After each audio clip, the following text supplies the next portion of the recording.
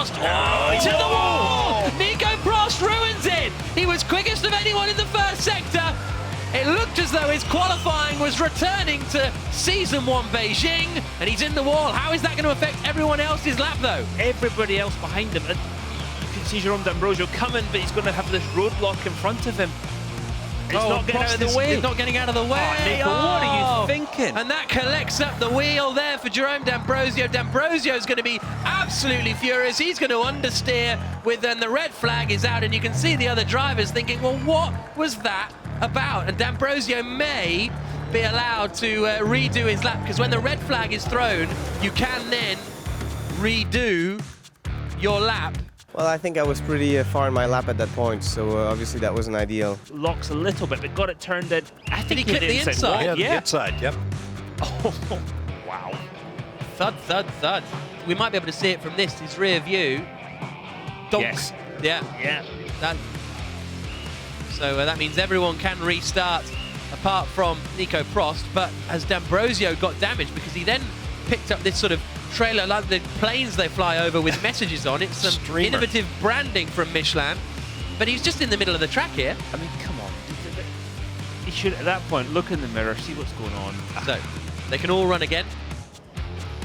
And very frustrated with Nico PROST. I was just about to say, is this Nico PROST the man who took the first 2 pole positions in the history of Formula E back on form? Yeah, I thought the same thing, Jack, as he exited turn 2.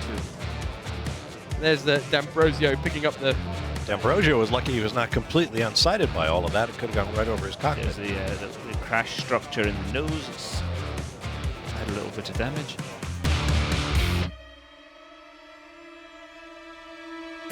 Lopez reporting no rain. Can Mitch Evans put it on provisional pole position and book himself a place on the front row of the grid for the Romy Prix through the final corner? Evans goes fastest. So front row start for Jaguar, which will give them a huge boost of confidence. The track is getting quicker and quicker.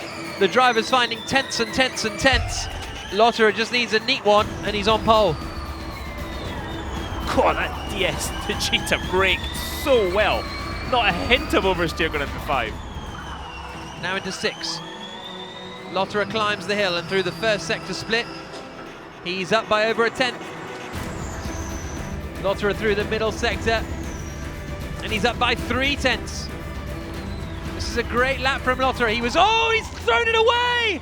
Lotterer has thrown it away! Come on! Jaguar are celebrating, but I'm not it's sure. still very dry in the final sector. This might not be over, you know. I would not be celebrating at this point.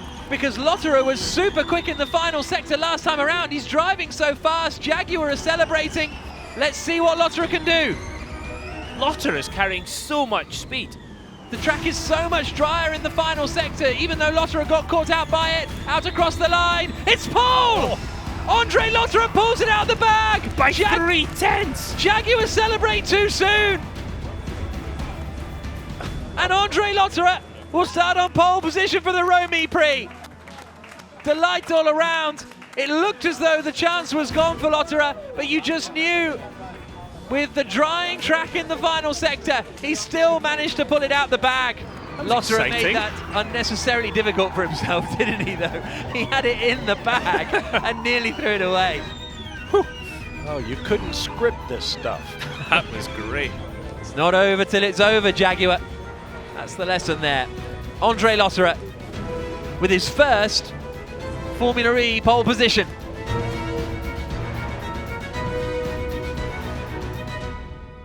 Here comes Lucas Di Grassi. 1 hot lap. 3 of the 5 men in this Super Pole session have won Julius Baer poles before. The only 2 who have not are Nick Heidfeld and Jose Maria Lopez. Trying to be as smooth as possible, limit the oversteer. That's a good lap. 108.3. Yeah. It's quicker than anything he's done so far. So Lucas Di Grassi set the bar at 108.3. Jose Maria Lopez, is he going to find something in the special bottom drawer of secret qualifying laps? Very tight line into 1. Much tighter than the line that Di Grassi took. 25.5, 7,000 slower than Di Grassi's best. So this is going to be close. And now, Oh, they're stretched out, 5,000 now. 5,000. He's getting closer, swooping down to the line, 1,000th of a second behind. Say what? Caught up. I thought we could get closer than 6,000. The Julius Baer pole position goes to Lucas Di Grassi. Pachito will start on the outside front row. Just 1,000th of a second between you and Pachito. I mean, he's going to be right on your tail for that race. Yeah, for sure. Pachito has improved a lot. He's a very good driver. And when I saw that in Sector 2 he was 5,000, I said that's going to be close. But 1,000, yeah, you have to just say, look, it's almost the same lap time. I think it's about maybe 5-6 centimeters, 1,000. So it was enough. So next up, it's the Swede, Felix Rosenqvist, as Rosenqvist comes down the hill now. This could be exciting. Oh, Felix likes to just lay it on the line and drive the car as hard as it will go, leaving no margin for error.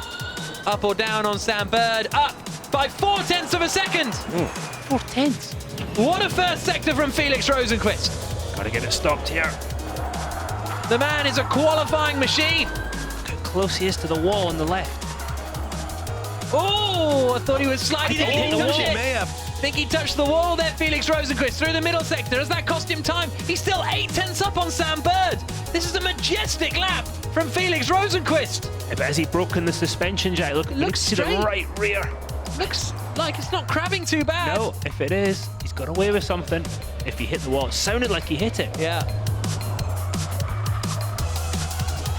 Again, the back end swings out, kicks up the dust right by the Tech Pro barriers, now into the Romana bus stop. Oh. There you go, there was some speed through Just there. hugged the inside all the way around like it was his favourite granny, and comes into the final corner and across the line, and it is going to be pole, provisional pole for Rosenqvist. 6.5 tenths. 6 up on Bird. Did he hit? I'm convinced he did. He certainly got loose. Let's see. There's the loose. Yes. Yeah, he did. Sometimes it is better to be lucky than good. I mean, this will be a great camera angle for it. Look at that through the bus stop. The bus stop. This is, yeah. he did so well to get the car rotated at this point, just And he was finding the limit of the grip level of the front inside tires. all the way around, right on that curb. Yep, and that sets you up to be able to get back to the throttle on this next left-hand portion, leaving. He's about a foot further to the right. That just opens up that last corner. So can Lotterer put himself on the front row of the grid? Can he beat Felix Rosenqvist to pole? Out of the final turn, it's pole position for Felix Rosenqvist. It's only 4th quickest for Andre Lotterer. It's delight for Mahindra. Rosenqvist and Bird on the front row. Well, That Rosenqvist lap was magic. Yeah, it was a quite edgy lap. Maybe I didn't have to push that hard looking at the gap afterwards, but anyways, you go for it when it's a lap. I had a big lock up into the hairpin, but actually I didn't lose much time, but my tires were feeling a little bit strange in the 3rd sector and it was a little bit all over the place, but yeah. Captain qualifier, Jean-Eric Verne, the Parisian, comes out of the final corner, and I've just come up with that nickname and I feel quite pleased with it. Onto the brakes into turn 1. Can he get it stopped? Very under control. Didn't think he'd be challenging for pole positions this early in the season. As he comes through the 1st sector split, he is down by almost 0.2 of a second on Daniel Abt. The trick now is not to try and make it back in one corner. And he is still almost 0.2 down on Daniel Abt. Now, Abt lost a couple of tenths in the final sector compared to his previous run, so Verne is still in this. He has a chance of taking provisional pole position away from Daniel Abt as he turns right now at the roundabout. A couple of efforts on turn-in. Here he comes out of the final corner, and Jean-Eric Verne cuts the timing beam and goes quickest. No, He's gone quickest. He's crashed the car and gone to the top of the times. Mark Preston can't understand it, but the timing beam is so close to the exit of that final corner, you can take pole position backwards. Brilliant. That is fantastic. He was half a second quicker in the final sector than Daniel Abt. Because he didn't lift. Yeah. He just caught the end of that wall. So look, the timing beam is there. That's where the timing beam is. It's brilliant. Now keep in mind, Sam Bird is on the track behind him. They send the succeeding driver when the driver ahead begins his hot lap. So, but at least he got it turned around and going again. They were looking at the time. You guys were looking at the screen. I looked at the timing screen. Right. Oh, no, it's gone! No, he nailed it! Oh. Well He's a done, tenth of a Sam. second up after the middle sector split, so it's all or nothing now. Is it going to be enough to take pole position away from Jean-Eric Verne? Through the final corner comes Bird, who will be on pole for the first race of the season. It's Verne.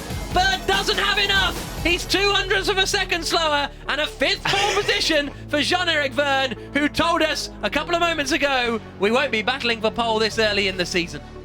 3 cars in 300ths of a second. Yes. how about that? Yeah, that was all on purpose, I have to say. I really wanted to do something stylish, and I'm pretty proud of it.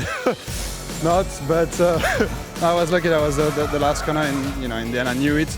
I didn't expect to hit the wall, but well, I guess I'm driving the car more to the limit, as you can see.